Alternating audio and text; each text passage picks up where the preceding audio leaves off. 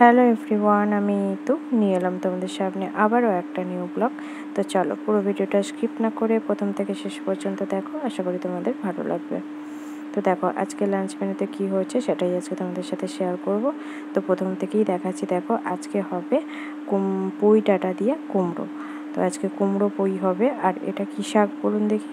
এটা হচ্ছে শুশনি শাক। তাই এটাকে অনেক কষ্ট করে ভাজতে হয়েছে।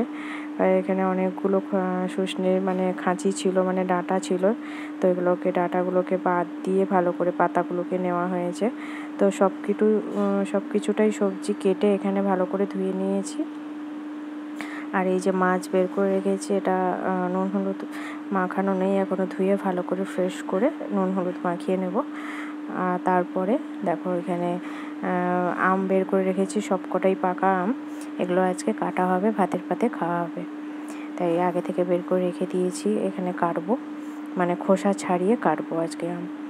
তো চলো পুরো সোজাসুজি দেখিয়ে দিই আজকে লাঞ্চ মেনু রেসিপিগুলো তোমাদের।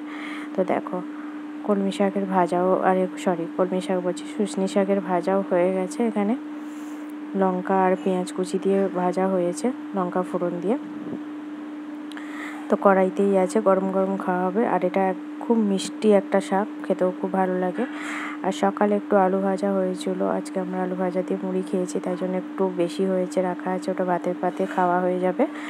আর দেখো এখানে মাছের হয়েছে আমচুর দিয়ে টক, ওই যে আমগুলো যে আমচুর করা হয়েছিল তোমাদেরকে দেখিয়েছিলাম, তাই সেই নতুন আমচুর দিয়ে আজকে সর্ষে দিয়ে মাছের টক হয়েছে। তো চলো, শাক ভাজা আর মাছের টক তো হয়ে গেছে, দেখিয়ে দিয়েছি। আর হয়েছে কুমড়ো পুঁই। দেখো মাখা মাখা একদম কুমড়ো পুঁই হয়েছে, খুব নরম। আর হয়েছে কুমড়ো পুঁই, দেখতেই পাচ্ছ, মাখা মাখা। তো চলো আজকে লাঞ্চ মেনু এইটাই। তো কেমন লাগলো অবশ্যই জানিও, ভালো লাগলে লাইক কমেন্ট শেয়ার করে দিও। আবার দেখা হচ্ছে নেক্সট ভিডিওতে। ভালো থাকো, সুস্থ থাকো, এখনকার মতো টাটা।